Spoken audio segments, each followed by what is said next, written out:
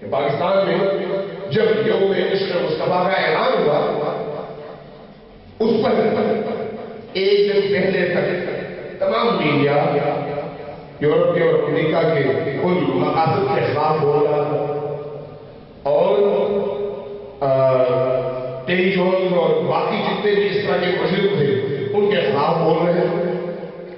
لیکن ایک دن پہلے اتنا کچھ ان کو دے دیا گیا کہ اگلے دن ان کا سارا فوکس ان چند بینکوں پر، چند دکانوں پر اور چند گاڑیوں پر تھا جنہیں آگ لگایا گیا. اب عشق مصطفیٰ سب بھول گئے میڈیا والے اور صرف وہی چیزیں نشر کرنے لگے جس سے عشق مصطفیٰ کو ٹیررزم کے طور پر پیش کیا جا سکے.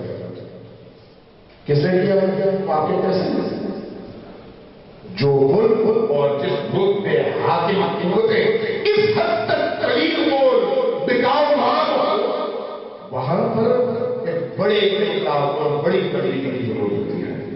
پھر اس کے بعد ملالہ کا واقعہ پیش آیا. آپ نے دیکھا ملالہ کو پہلے بنایا گیا، پھر اس کے بعد اٹھایا گیا، اس کو ہائی لائٹ کیا گیا اور اس کے بعد ایک پلانٹڈ پروگرام کے تحت اس پر حملہ کرایا گیا اور حملہ کرانے کے بعد بھی اس کو اس طرح سے زخمی کیا گیا کہ اس کو زندہ ہو بچ جائے تاکہ اس کو ایک بہت بڑی ہیروئن بنا کر پیش کیا جائے. اگرچہ وہ کسی قوم کی بیٹھی ہے کسی کوئی شک نہیں، لیکن کیا اس ملک میں ہزاروں ملالائیں کام نہیں آئی، شہید نہیں ہوئی، صرف اس کو کیوں؟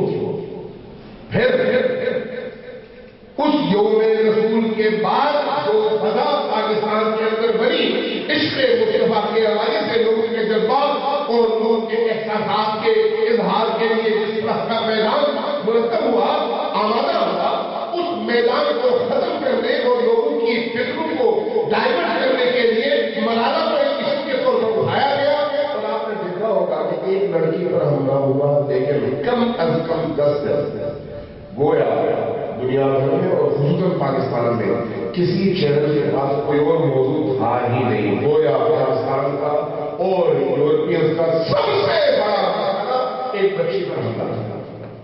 کیا اسے پہلے اس سے بڑے مظاہر نہیں ہوئے؟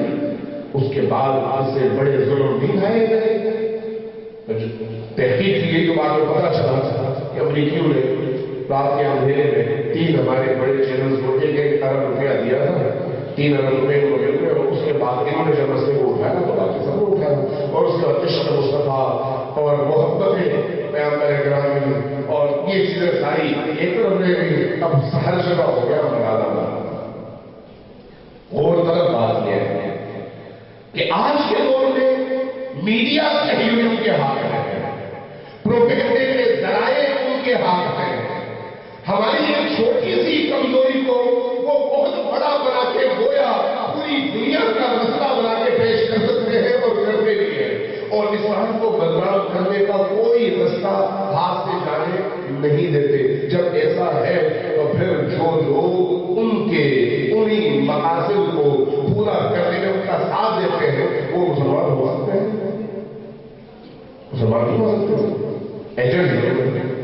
تو اس لیے یہ جو عشق مصطفیٰ ہے، یہ جو میلاد مصطفیٰ ہے، اس سے کچھ تقاضے ہیں اور ان تقاضوں پر ہمیں سوچنے کی ضرورت ہے کہ ہم کس طرح سے ان تقاضوں پر عمل پیرا ہو جس کے نتیجے میں ہم حقیقی معنوں میں سیرت نبوی کو زندہ کر سکیں، سنت نبوی کو زندہ کر سکیں، ان ویلیوز اقدار کو زندہ کر سکیں جن کو زندہ کرنے کے لیے نبی کریم تشریف لائے.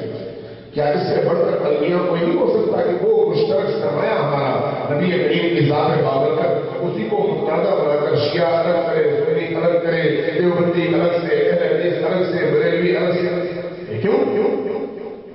کیوں ایسا ہوتا ہے؟ اس لیے کہ ہماری کمزوریوں سے فائدہ اٹھایا جاتا ہے. ہمیں اس والے سے شعوری طور پر آگے بڑھنے کی ضرورت ہے اور اپنے دشمن کو پہچاننے کی ضرورت ہے کہ دشمن کن رستوں سے داخل ہو کر ہم سے ہمارا عشق، ہماری محبت اور ہمارے عقیدے کو چھینتا ہے اور ہمیں اس رستے پر لگاتا ہے جو رستہ تباہی اور بربادی کی طرف جاتا ہے. اور وہ تباہی اور بربادی صرف میری ذاتی نہیں ہوتی بلکہ اسلام کی ہوتی ہے. اس سے زیادہ میں آپ کے سامنے خواہش نہیں کروں گا. اللہ تبارک و تعالیٰ آپ کی توفیقات میں اضافہ فرمائے. ہمارے